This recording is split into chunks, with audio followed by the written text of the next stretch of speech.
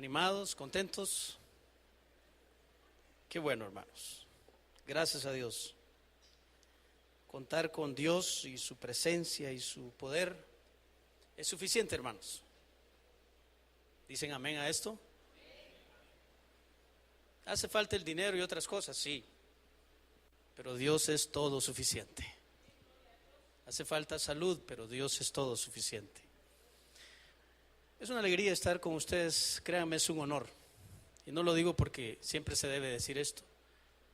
Lo digo por lo que ustedes son y significan para Dios y para sus ángeles en los cielos.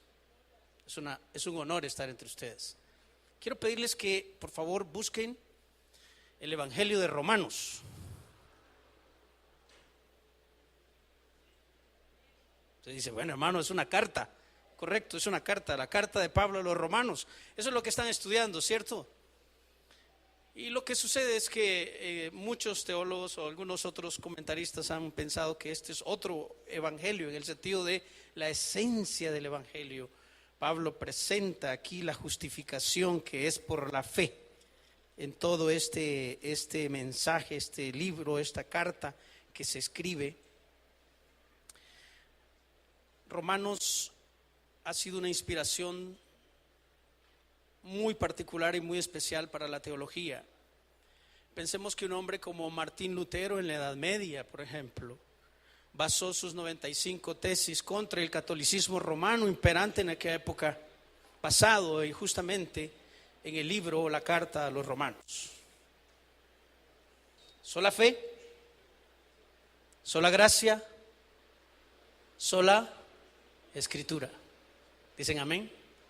Le faltó el Espíritu Santo, no sé por qué lo eliminó, pero ahí vamos, fe, gracia y escritura. Este católico, este monje, después de hacer un análisis del texto bíblico, de acercarse con todo el corazón a la palabra de Dios, descubre en sus páginas la verdadera libertad, la libertad que solo existe a través de la fe. La salvación solo es por gracia, no por méritos humanos. Por eso él dijo sola gracia, sola fe, sola escritura. Y por eso estamos aquí nosotros ahora, volviendo a estos principios eternos de la palabra de Dios en el libro de los Romanos. Una de las palabras claves en Romanos es el evangelio, es el juicio de Dios, la justicia de Dios, es el pecado, es la ley. Y todos esos términos son parte del argumento teológico del apóstol Pablo en esta carta. Existían judaizantes en la época en que se escribió la carta, ya ustedes saben. Ellos decían que aun cuando la salvación fuera por gracia, los judaizantes, aunque la salvación fuera por gracia, el creyente debía de volver a la ley y cumplir la ley, decían estos. Insistían en que aunque usted ya se hizo cristiano, debía circuncidarse. Gracias a Dios no estoy en esa época y no me exigían semejante cosa para salvarse. El otro extremo eran los antinomianos. Sí, oyó, antinomianos. Nomos es la palabra, o nomus para ley. Entonces ellos eran otro grupo de personas que formaban parte de la audiencia de este mensaje, o parte de los lectores. Son aquellos que no, o que estaban en contra de la ley, no aceptaban la ley como norma de vida para sus vidas. Pablo arremete de entrada en el capítulo 1 y dice: disculpen, pero yo soy apóstol de este evangelio para la obediencia a la fe en todas las naciones. La obediencia a la fe. La palabra juicio es uno de las frases que vamos a ver a menudo en el pasaje que vamos a ver en el capítulo 2 y hasta el capítulo 3, versículo 20. Si me hubieran dado a escoger, yo hubiera preferido 3:21, pastor, en adelante. Porque 3:21 en adelante me encanta, le da la solución al clavo, al problema. En cambio, ahora estoy yo aquí clavado. ¿Por qué? Porque les voy a hablar del clavo, del gran problema y de una palabra terrible llamada condenación. Hoy los voy a condenar a todos. Pero el domingo todos van a ser salvos. Entonces me toca esta porción bastante difícil, complicada, pero no deja de gustarme, solo le estoy hablando de una preferencia, 3:21 en adelante, pero 2:1 al 3:20 es lo que tenemos que resolver. Entonces vamos a tratar de entrarle a este pasaje. Dice el capítulo 2, versículo 1: por lo cual eres inexcusable, oh hombre, quien quiera que seas tú que juzgas. Capítulo 1 hasta el 5 es un segmento del libro de Romanos. 6 al 8, 9 al 12 y 12 al 16 serán otros segmentos, pero esa es la manera más fácil de poder ver un bosquejo en el libro de Romanos. Este capítulo 1 hasta el 5 va a hablar exactamente sobre la justicia que es por la fe. Pero dentro de este principio bíblico y teológico, vamos a tratar de entrar a detalles como los que va a explicar el capítulo 2 y parte del 3 tocante a el juicio de Dios.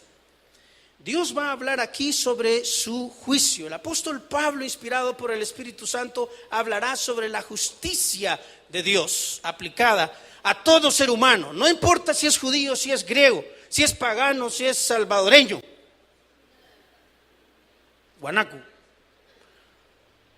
o si fuera de cualquier nación o de cualquier fe o de cualquier aspecto moral, Dios va a actuar justamente porque sus juicios son justos, como Él en esencia es justo. Él en su carácter es justo. Algunas cosas no las entendemos nosotros, porque la vemos siempre desde la perspectiva humana, desde nosotros, desde nuestro punto de vista. Nos atrevemos incluso a meter a Dios en juicios humanos, en razonamientos humanos, lo que hace una cosa verdaderamente tonta e imposible de poder hacer. Es necesario sujetarse a los principios de Dios y de su palabra para entender con claridad por qué Dios ha emitido un juicio, un veredicto. Pablo está como pensando en una audiencia, como pensando en una especie de juicio donde hay un juez que se llama Dios. Y hay una cantidad de gente que está ahí, que está siendo señalada como culpable. Pero que el Señor entonces, como Dios, también va a emitir su juicio. Y ese juicio lo vamos a ver en estos capítulos 2 y 3. ¿Qué base tengo yo para hablar que esto se trata del juicio de Dios? Bueno, para empezar, el capítulo 1 y versículo 32, parte de la porción que le tocó a Lucas, no el del Evangelio, a Lucas, el que tienen aquí. En 1:32 dice: quienes habiendo entendido, ¿qué cosa? El juicio de Dios. Estoy leyendo la versión Reina Valera. Si tienes alguna otra, hablará sobre la justicia o algo parecido. Vamos al capítulo 2 y versículo 3. ¿Piensas que tú escaparás de qué? ¿De qué? Del juicio de Dios. El versículo 5. Y de la revelación del justo juicio de quién. Y en el capítulo 3, versículo 5, hace resaltar la justicia de Dios. Y en 3:19 dice: bajo el juicio de Dios. ¿De qué habla este pasaje? ¿Del juicio de quién? La pregunta es: ¿a quiénes? Comencemos con uno bien pilas, a quien Dios va a juzgar. Está en el 2:1. De entrada le dice: ¿sabes qué? No tenés excusa delante de mí. Eres inexcusable. ¿Quién es esa persona? La palabra "oh hombre" es un término genérico que obviamente aquí va a incluir a damas y caballeros, o un hombre o una mujer, quien quiera que seas, judío en este contexto, o gentil, judío o no judío, quien quiera que seas. Más adelante, a partir del versículo, ¿qué les digo? 17. El apóstol va a hablar específicamente de los judíos en adelante. Va a estar muy claro para nosotros. Así que ¿quién es este hombre que es inexcusable delante de Dios? Bueno, este hombre puede ser un moralista. Puede ser un moralista que no está dependiendo de la ley, sino simplemente es un hombre moral que juzga la conducta de los demás. Pero la palabra que usa aquí en 2:1, quien quiera que seas tú que juzgas, esa palabra tiene que ver con una persona que señala, pero condena de una vez. Se leería: quien quiera que seas tú que condenas a otros. Pues en lo que juzgas a otro, mire lo que dice aquí: te condenas a ti mismo, porque tú que juzgas haces lo mismo. Bah. Por eso dicen que antes que uno señale, tiene que ver los 3 dedos que le señalan a uno, ¿verdad, hermanos? ¿Sí? Por uno que acusa, 3 contra 1, imagínense. Ahora, esto significa que cuando una persona comete un error en la familia, en nuestra casa, en nuestra iglesia, comete injusticias, pecados, qué sé yo, lo que usted quiera, cualquier acto de degeneración del ser humano, uno va a decir: no hay que decirle nada porque no hay que juzgar. ¿Usted qué diría de eso? ¿Usted ha oído que la gente le dice a uno: no juzgue? ¿Lo ha oído? ¿Y tú por qué le juzgas? Dice uno. Mira tú cómo eres. Es cierto, pero cuando uno lee las enseñanzas de Jesús en Mateo, en el Sermón del Monte, Él dijo: no juzguéis. Ahí está escrito, no juzgar. No, la pregunta no, el asunto no es juzgar, sino bajo qué medida estamos juzgando. Porque otros pasajes en las Escrituras, como en las cartas del apóstol Pablo, especialmente en Corintios, se nos advierte que debemos juzgar las cosas que suceden en la iglesia del Señor, por ejemplo. Que se debe levantar un grupo de hombres santos y justos que puedan evaluar las cosas, no en base a su justicia, a sus criterios, sino en base a lo que conocen de las Escrituras. Por eso es importante que todo aquel que es nombrado anciano de la iglesia conozca las Escrituras y sepa predicar la palabra de Dios. No es posible que haya ancianos en las iglesias que no sean capaces de predicar la palabra. ¿Por qué no predican? Porque no la conocen. ¿Y cómo los tenemos ahí enfrente?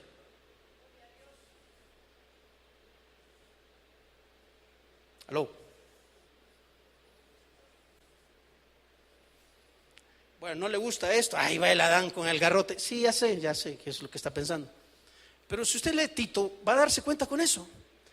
Tito capítulo 1, capítulo 2, Timoteo, todas las cartas están llenas de eso, ¿o no, hermanos? Que todo el liderazgo debe ser capaz de conocer también las Escrituras, que no ande juzgando conforme a su medida, sino conforme a la medida de la santa palabra de Dios.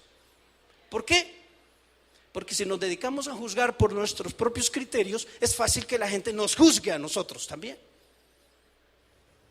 Tenemos que hacerlo basado en las Escrituras.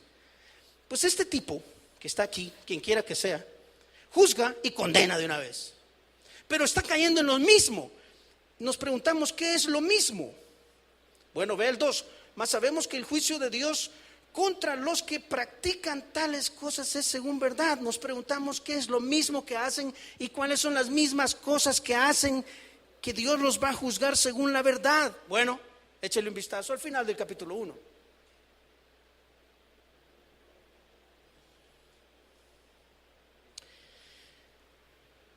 (29:1) Fornicación, perversidad, avaricia, amor al pisto, al dinero, maldad, llenos de envidia, homicidios, contiendas, engaños, malignidades, murmuradores, detractores, aborrecedores de Dios, injuriosos, soberbios, altivos, inventores de males, desobedientes a los padres, necios, desleales, sin afecto natural, implacables, sin misericordia. ¿Le faltará algo a esa lista? Entonces viene el que se considera correcto en su propia justicia, se levanta, señala a todos estos que cometen esos actos, pero el Pablo le está diciendo: te condenas a ti mismo porque tú mismo estás haciendo las mismas cosas.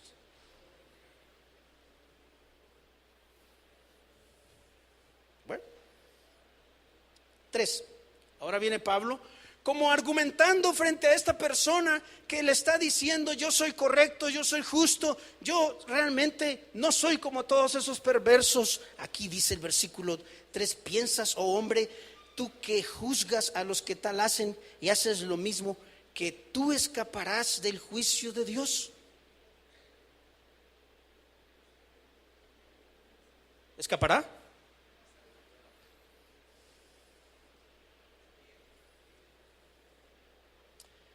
Esta palabra la entendían los romanos muy bien, eso de escapar, porque para ellos, si ellos eran señalados como culpables, podían buscar evadir la ley como todos los que conocemos en la vida, en cierta forma. Cuando son declarados culpables, buscan salir de su jurisdicción para que ya estén fuera de el aspecto geográfico y no lo juzguen. Qué fácil.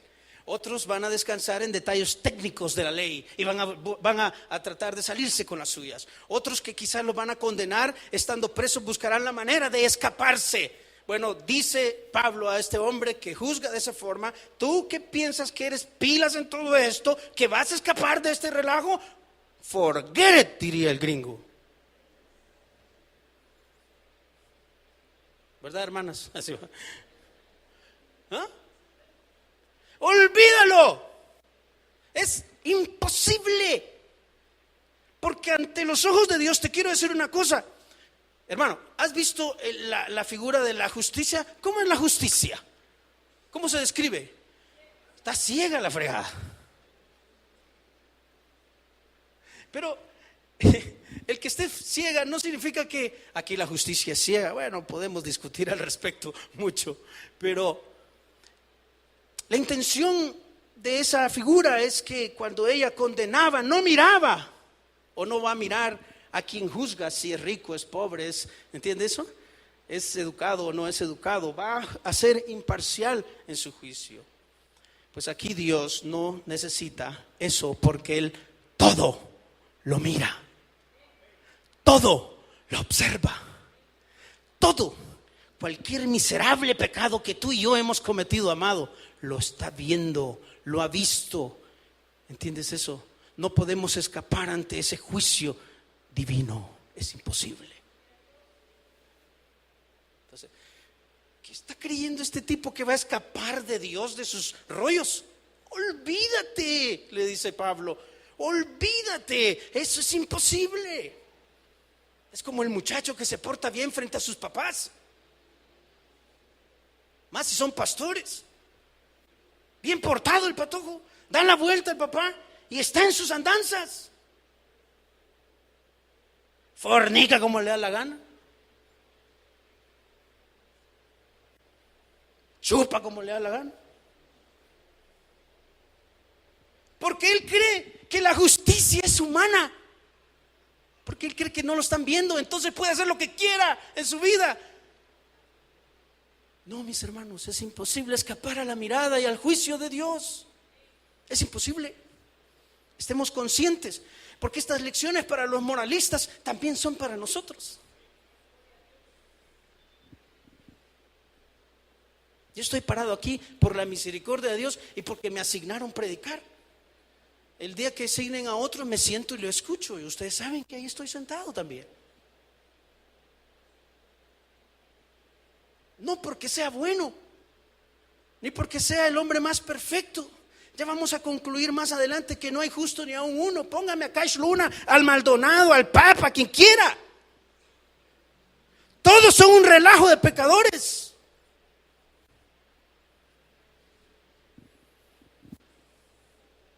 Que necesitamos la gracia de Dios para continuar. El día que usted estereotipe a sus pastores, a sus predicadores, ya se equivocó, hermano. Ponga la mirada en el Dios Santo, Altísimo, y allí quédese. Agradezca por las habilidades y los dones que el Señor nos ha dado a algunos, pero no nos vea como que no la vamos a regar. ¿Me doy a entender? Amén, sigamos. Me gusta que estén así.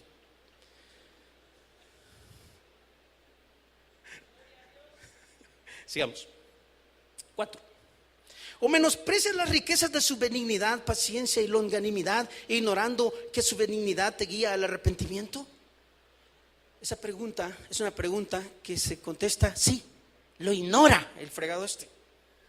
Es una pregunta retórica, está ignorando que Dios no entra en juicios ahorita, porque la gente dice, ¿por qué Dios no nos acaba? Pues tan malos que somos. Cálmense, ya va a llegar el momento. Pero la paciencia, la benignidad y la longanimidad, que significa el aguante de Dios para ti como individuo y como persona, ser humano, y a las naciones, esto está basado en su gracia y su misericordia, que guía a la persona al arrepentimiento. O sea, que aún el arrepentimiento que nosotros tenemos de nuestras faltas no viene de nosotros, nos es dado por Dios para que nos arrepintamos, mostrándonos Él su gracia, su favor, su perdón, su misericordia. Aleluya, alabado sea mi Padre Celestial, porque así es de bueno y bondadoso.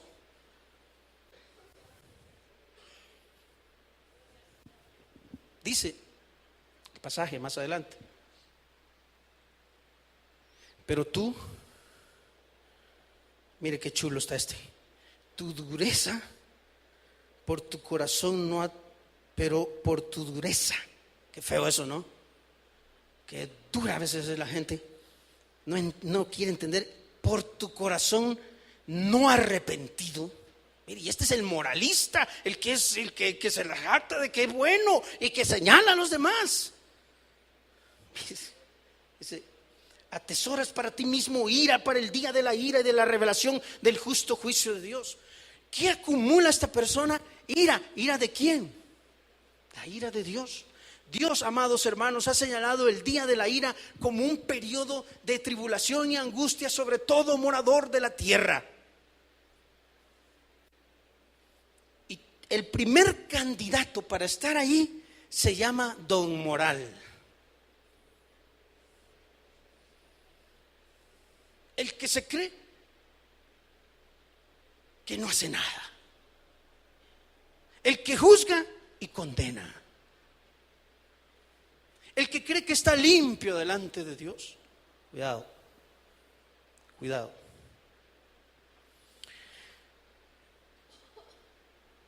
El versículo 6 dice que Dios pagará a cada uno conforme a sus obras, hermanos. Obviamente esta es una frase que hay que interpretar en su contexto, porque estamos llenos en la Biblia de muchos pasajes que demuestran que la salvación es por gracia, no por obras. Pero este es un pasaje que evoca el capítulo 20 de Apocalipsis, que no veremos aquí, pero que debemos de pensar en ese gran juicio, el juicio del gran trono blanco, así lo describe la Biblia, donde los muertos van a resucitar. Los que participen en la primera resurrección cuando Jesús venga son bienaventurados. Los que resucitan después de la tribulación, en este contexto, estos van a ser enjuiciados por Dios y condenados a la eternidad.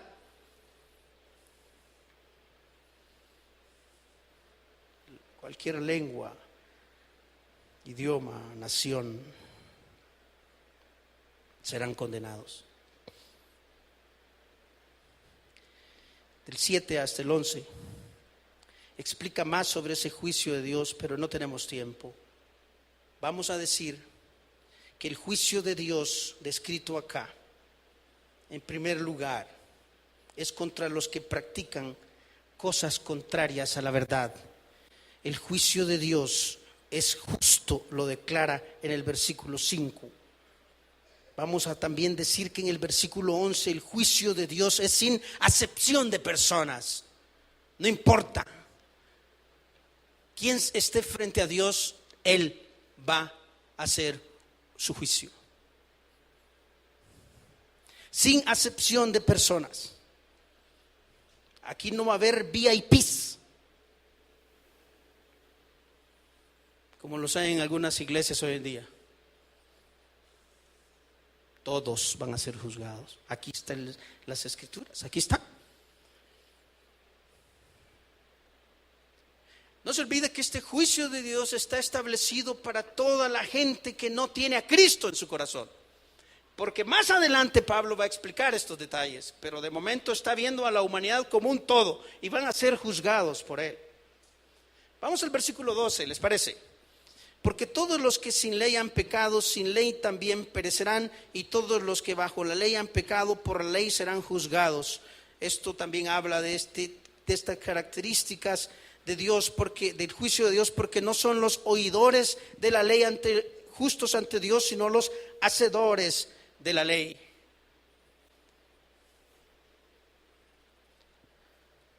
No te justificas, por ejemplo, tú, un judío, teniendo la ley, punto. Tiene que hacerla para agradar a Dios. No se justifica a un cristiano que viene a la iglesia, que se autodenomina cristiano, porque su familia lo trae aquí, ¿sí? Como trae la Biblia y el carretón del bebé y todo, también te traen a vos porque venís a la iglesia en paquete. Tienes que pensar, tienes que estar convencido de esta verdad, porque Dios no te va a juzgar porque tengas una ley. Y en este sentido, por ejemplo, podemos ilustrarlo, no te va a juzgar a Dios porque tienes una Biblia en tus manos. O sea, no te va a salvar el juicio de Dios solo porque tienes conocimiento. El conocimiento es una cosa, pero la vivencia es otra. Pasan los versículos, habla de la ley, versículo 14, que cuando los gentiles que no tienen ley hacen por naturaleza lo que es de la ley, estos, aunque no tengan ley, son ley para sí mismos. Está hablando de esa condición de la conciencia moral del ser humano que Dios ha dejado. Porque a los que no tienen ley, que somos todos nosotros, o éramos todos nosotros, los no cristianos, los gentiles, tuvimos revelación a través de la naturaleza, según Romanos capítulo 1. No tuvimos nunca ¿cómo decirte? No tuvimos la suerte de tener lo que los judíos tenían desde un principio, la revelación de Dios y la ley y el Antiguo Testamento. Muchas naciones de nosotros van a ser juzgadas por Dios sin ley, está escrito allí, pero Él es justo para hacerlo. Y los que tienen ley también van a ser juzgados por la misma ley. Ahora vamos al versículo 17, por favor. He aquí, tú tienes el sobrenombre de judío. Tú eres hebreo, tú eres de la raza judía, eres israelita, le dice. Y te apoyas en la ley. Y miren las características de estos religiosos judíos. Ahora se va a sentir usted más cómodo porque ya no lo señalo a usted ni al ser humano normal, sino a estos bandidos. Mire, se glorían en Dios, 18.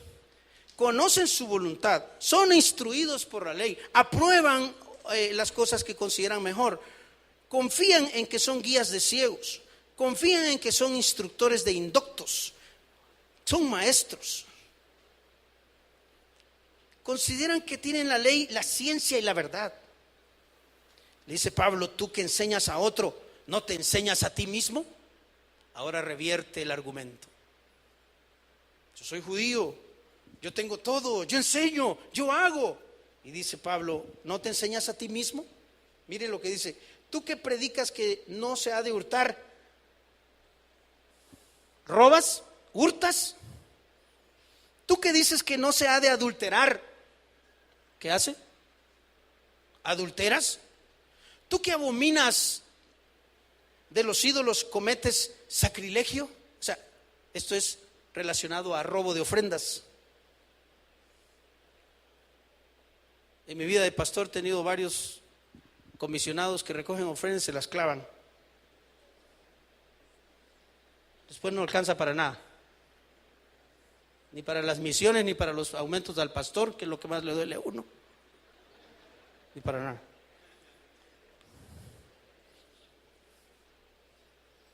No lo creería usted en estas santas, en estos santos edificios, hermanos. No estoy señalando a los hermanos de aquí, yo no sé nada de ustedes, de verdad. Pero estoy hablando de todos aquellos bandidos que les he dicho. Una vez descubrí a un dúo de bandidos ustedes, en esas. Me ponían otros datos, lo demás era la comisión por el trabajo. ¿De qué? De recolectar. Bueno, que Dios los haya perdonado. Algunos ya se murieron. 2:23, ¿les parece? Tú que te jactas de la ley con infracción de la ley, deshonras a Dios. Porque como está escrito, el nombre de Dios es blasfemado entre los gentiles por causa de vosotros. ¿Qué provocaba esta situación de estos judíos hipócritas? ¿Qué provocaba esta falsedad religiosa?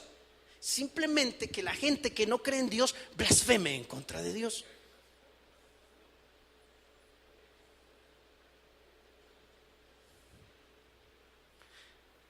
Los gentiles que no son judíos venían y blasfemaban a Dios. Si ese es judío, tiene la ley, conoce a Dios y se porta así, ¿para qué quiero yo? Así es como habla la gente hoy en día. Si este es cristiano, es evangélico, le pone los cuernos a su mujer y me doy cuenta aquí, ¿para qué voy a ser como este? Y el domingo está, aleluya, hermano, ¿entiendes? Y les cambio la voz en el santo, ¿entiendes?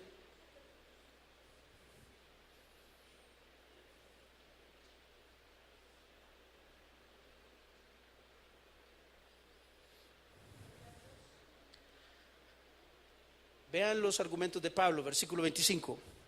Pues en verdad, la circuncisión aprovecha. Sabemos que es circuncisión, no voy a describir los detalles, pero es la señal del pacto entre Dios y su pueblo, entre Israel y Dios. Es una señal física de ser un hombre que está en el pacto con Dios, que forma parte del pueblo de Dios, la circuncisión. Pablo le dice, pues si en verdad la circuncisión aprovecha, si guardas la ley, obviamente. O sea, solo con ¿cómo se llama? Solo con esa operación no basta, pues. Pero si eres transgresor de la ley, tu circuncisión viene a ser incircuncisión, más bien. Vienes a ser como cualquier otro gentil incircunciso. Eso le dice al judío. Si pues el incircunciso guardare las ordenanzas de la ley, ¿no será tenida su incircuncisión como circuncisión? Yes, of course, diría aquel. Claro que sí. Si un gentil, dice Pablo, no tiene la ley, no le han cortado el prepucio, es un incircunciso, es un pagano, pero de pronto él viene y empieza a hacer las cosas que están en la ley, dice Pablo, ¿no es este más circunciso que todos los circuncisos que tenemos aquí juntos? Sí lo es, dice, sí lo es. Y mire, esta explicación es preciosa. 27, y el que físicamente es incircunciso, pero guarda la ley, te va a condenar a ti, judío, que con la letra de la ley y con la circuncisión eres transgresor de la ley.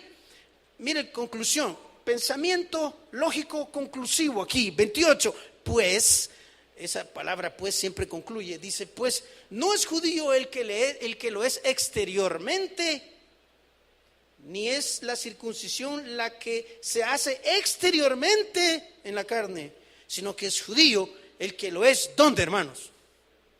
En el corazón, en lo interior. Eso dijo el Señor en Deuteronomio 10:16. Vean ese pasaje, por favor. Deuteronomio 10:16. Me encanta ese pasaje porque mire, este es un pasaje que está traído del contexto de la ley mosaica.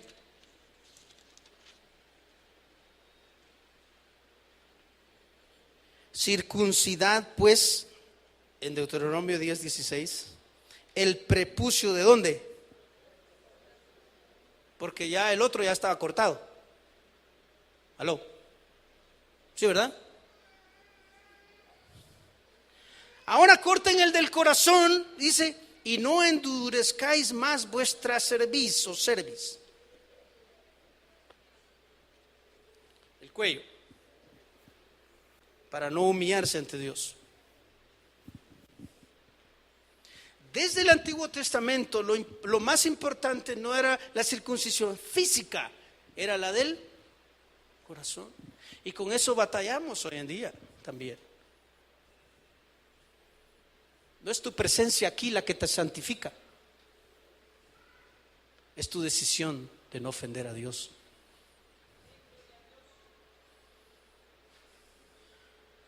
Es tu decisión de no pecar contra Dios en las oportunidades que tenés día a día.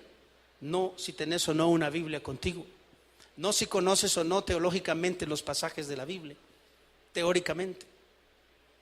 Es que tu corazón está inclinado a agradar a Dios.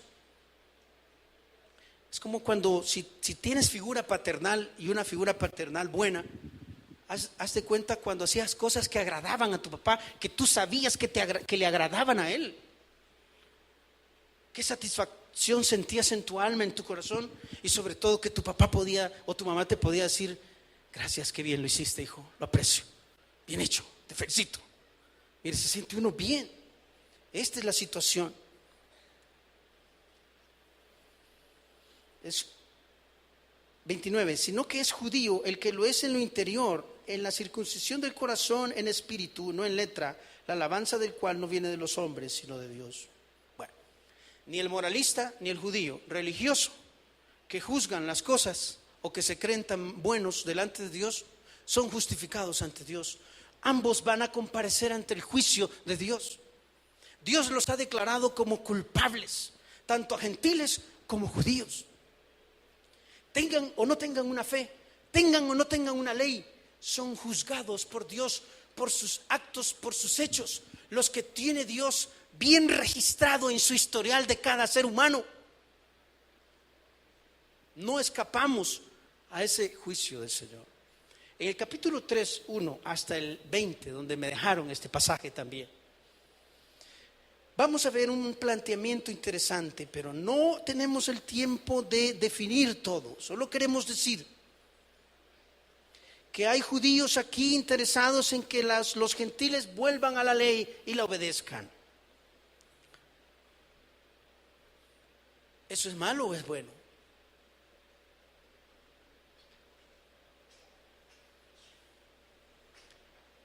Malo desde el punto de vista de hacer o practicar las obras de la ley para justificarse ante Dios y alcanzar salvación.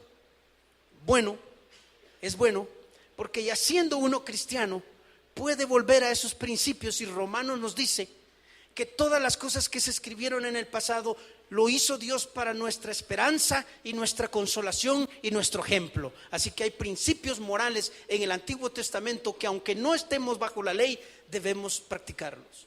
El no cometer adulterio no es solo propio del Antiguo Testamento, también lo es del Nuevo Testamento. Honrar a papá y mamá no es solo una pila antiguo testamentaria con el loco de Moisés, es también algo que los muchachos hoy en día deben hacer. Tenemos respaldo en todo el Nuevo Testamento al respecto, cuando los autores citan partes del Antiguo Testamento y la traen a nuestro contexto.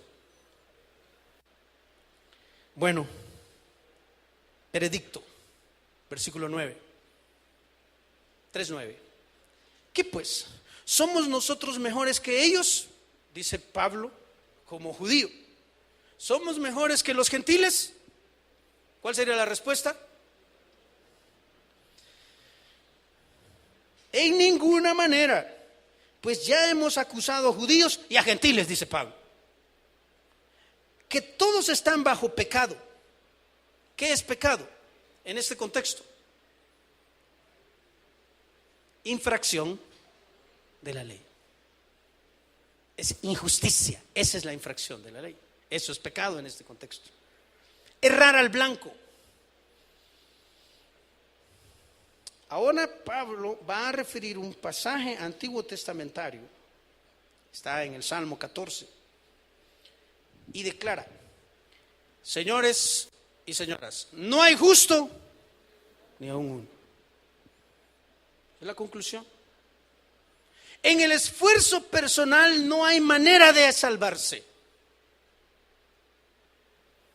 Siendo moralista sin ley de Dios en la vida y el corazón, no hay cómo justificarse ante Dios. Siendo un judío y buscar ley y no practicarla, también es un grave problema ante Dios.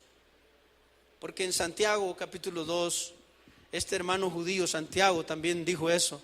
Si ustedes cumplen la ley, pero hay un mandamiento que ustedes no cumplen, en Santiago 2:10, ya infringieron toda la ley. O sea, estamos fregados.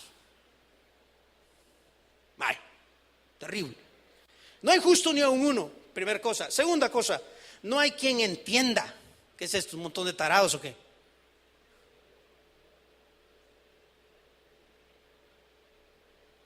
Porque la gente no entiende. Se le está diciendo, discúlpeme, usted está pecando contra Dios. Vuelva y retorne a Dios. Dios va a perdonar sus pecados. Él tiene cómo quitarle de encima su mancha. ¿Usted cree que con jabón, lejía, con lo que quiera, va a quitarse su pecado y su maldad? Él. Usted no puede hacer eso. O como me dijo aquel amigo en su buen inglés, nothing to see, o sea, nada que ver.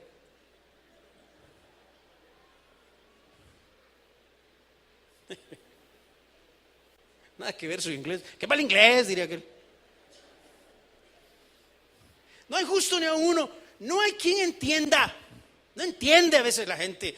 ¿Cuántas veces usted ha tenido a su marido diciéndole, mi hijo, si por amor de Dios, mira, el Señor te ama, quítate de aquí, semejante ruco endemoniado que tiene usted en la casa. Invítenos, vamos a ir a sacarle todos los chamucos.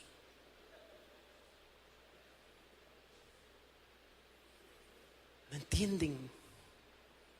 No entienden. Hay que orar por ellos. Hay que interceder por ellos. No hay quien busque a Dios, no hay quien busque a Dios. Tercer problema del ser humano, no lo busca uno a Dios por iniciativa propia. Si Dios no facilita las cosas, yo no estuviera aquí presente predicándoles.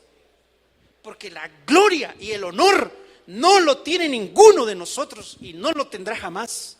Lo tiene el dador de la vida, el que es capaz de perdonar nuestros pecados y limpiarnos de toda maldad y hacer de usted una nueva criatura.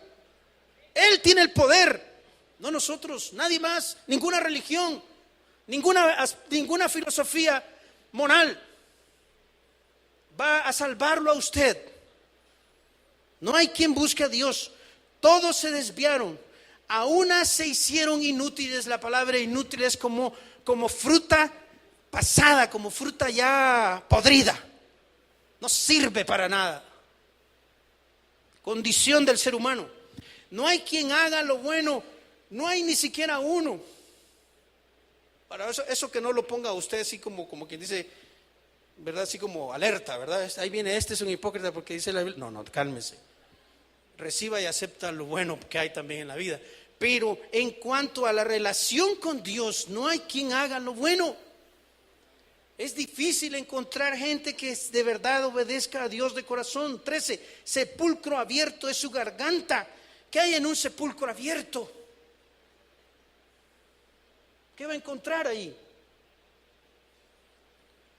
Está todo putrefacto.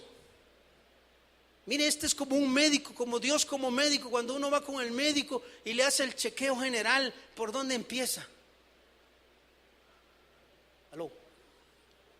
¿Quiénes han ido al médico aquí alguna vez? Gracias. Pocos han ido al médico aquí. ¿Qué hacen con todo el relajo que tienen ustedes de enfermedades? Aquí tenemos un médico. Agarra una paleta y le dice, saque la lengua a uno. O como el otro que dice, le quiero ver la garganta, y el otro así.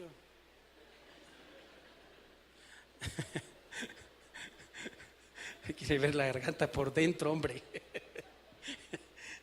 Lo primero que hace el médico es vernos los oídos, vernos, examinarnos la boca, aquí la parte de la garganta. Pues es Dios como médico diciendo, los he examinado, su lengua son mentirosos, engañadores, veneno de áspides hay debajo de sus labios.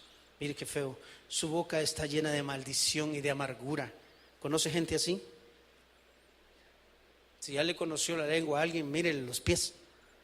15, sus pies se apresuran para derramar sangre. Séptimo paso. Octavo asunto, quebranto y desventura hay en sus caminos. 9, y no conocieron camino de paz. Versículo 17.9, no conocieron camino de paz. 18, no hay temor de Dios delante de sus ojos. 19 y 20 concluye: pero sabemos que todo lo que la ley dice, lo dice ¿a quiénes? Bueno, a mí me sale un evangélico ahora que se ha hecho judío, porque los hayan visto eso. Hoy en día hay cristianos que ahora andan su kipá y ahora yo no soy Adán, soy Ben Adán, como quien dice hijo de Adán, y entonces se la llevan de judíos y empiezan a aprender términos en hebreo, y porque ya saben hebreo y han creído que el hebreo es el idioma santo de Dios, ni el griego quieren mencionar los bandidos, cuando los hebreos, ¿cómo se llama? El idioma hebreo ha nacido entre los caldeos, más paganos que el paganismo entero. Ah, pero ya le dicen a usted, no, que la Torá, que el Eterno. Ridículos. Eso es lo que son. Porque han menospreciado la sangre de Cristo como la única alternativa para la salvación del hombre. Ahora son ellos y sus leyes. Y qué bueno que cumplieran la ley. A mí cuando me dicen: mire hermano, pero usted no guarda el sábado, le digo: yo me voy a echar unas chamuscas el sábado. Ay, eso es sacrilegio, pecado, y usted es un hombre perdido. Pues está bien. Pues mire, yo prefiero faltar el sábado y no faltarle mi fidelidad a mi esposa. ¿Qué tal? Porque los muy guardan el sábado, pero también se guardan a otras mujeres que no son sus esposas. Santiago dijo: Nel, el que practica, el que no hace uno, siquiera uno. No, que yo soy judío, ahora soy judío, está bueno. Entonces cumplime las 613 leyes de los judíos, a ver cómo te va. Y te voy a decir una cosa: vas a salir aplazado. ¿Qué significa eso? Reprobado. Para que toda boca se cierre, dice Dios en el 19, y todo el mundo quede bajo ¿qué? Bajo el juicio de Dios, ya que por las obras de la ley ningún ser humano será justificado delante de él, porque por medio de la ley es el conocimiento del pecado. La ley mosaica, la ley antiguo testamentaria sirve para darnos a entender y conocer el pecado, mas una vez cumplida esa función no tiene otra, no puede justificar, no puede salvar a nadie ante Dios. Así que tanto judíos como gentiles están condenados. Eso es lo que dice aquí. Eso es todo lo que les quería decir. Se los hubiera dicho hace rato, ¿verdad? Ya estuviera almorzando usted. Yo también. Pero es eso. No hay justo delante de Dios. El versículo 21 en adelante, que no voy a tocar porque le toca al hermano Enrique. Enrique. Él va a desarrollarlo y usted se va a dar cuenta de lo hermoso que es este pasaje. Pero, hermanos, hemos visto el juicio de Dios, ¿sí? Hemos descrito el justo juicio de Dios. Hemos descrito a los gentiles, a gentiles moralistas y también a judíos, ¿cierto? ¿Hemos hecho eso o no? Dígame que sí, porque si no, aplazo mi examen de homilética. Amén. Sí, hemos hecho esto, amén.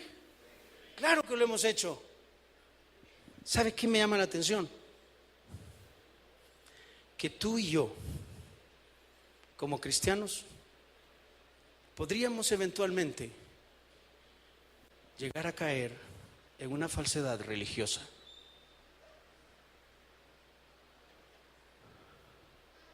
Que tú y yo podríamos llegar a ser hipócritas. No una vez, sino como estilo de vida. Porque teniendo tú y yo el conocimiento de Dios, porque teniendo tú y yo la palabra de Dios, que a veces la ignoras porque no la lees, no la estudias, no haces nada con ella. Se te invita a un estudio bíblico y no quieres, y como me dijo un hermano: ¿para qué quiere que vaya al estudio? Allí me voy a dar cuenta qué quiere Dios que haga yo. Me dijo: mejor no. Imagínense a qué extremo hemos llegado.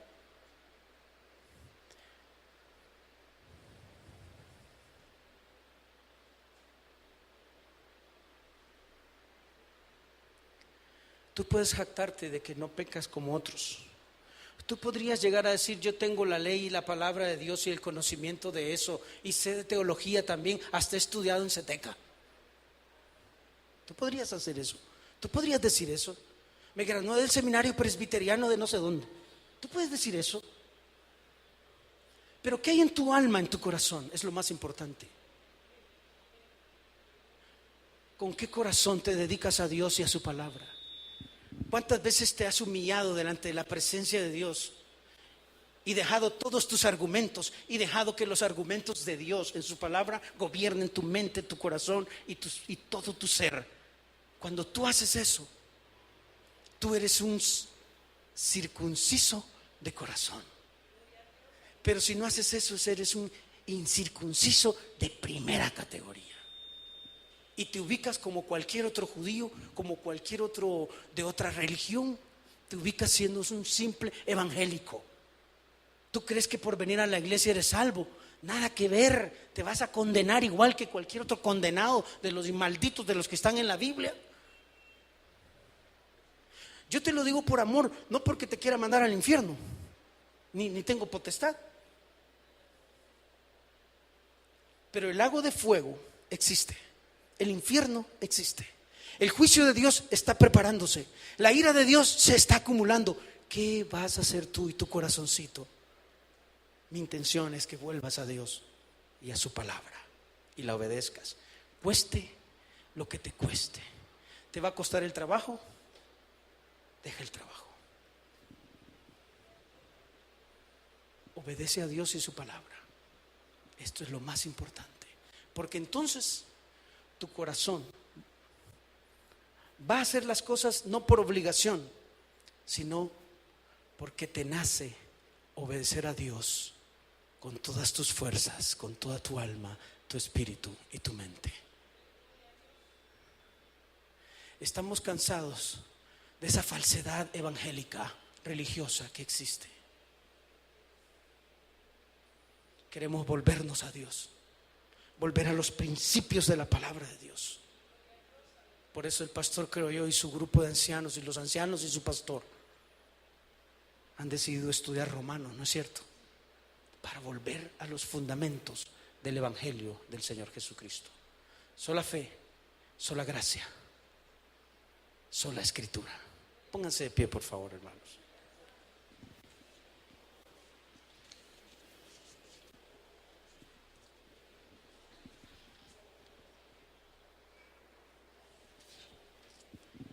Estamos delante de ti, Señor, hoy nuevamente, para decirte que nos perdones. Quizá en algún punto hemos caído en una falsedad.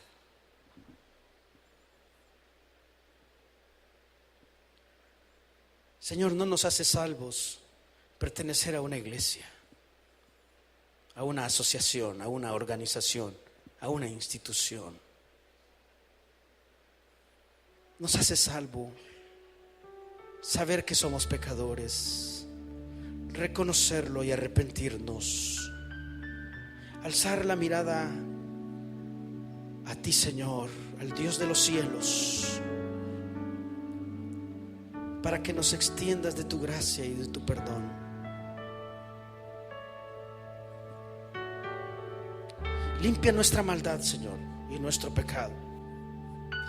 Queremos formar parte de un cuerpo, de una iglesia que en primer lugar honre a Jesús, su cabeza, y obedezca a su palabra. Gracias por habernos enviado tu Santo Espíritu, que nos da el poder y la capacidad para voltearnos y dejar el pecado a un lado. Purifica y santifica nuestros corazones, Señor, porque si no fuera por tu gracia, no seríamos salvos, ninguno de los que estamos aquí. Acudimos pues a tu misericordia y a tu favor. Y si entre nosotros hay una persona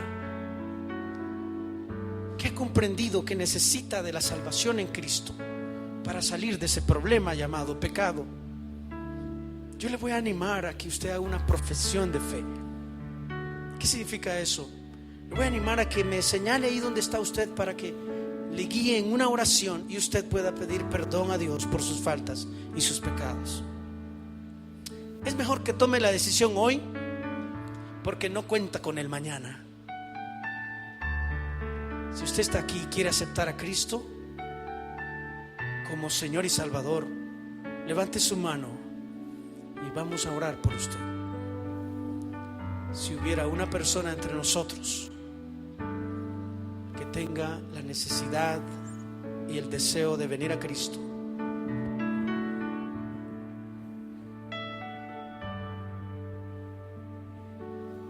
que lo señale. ¿Hay alguien entre nosotros?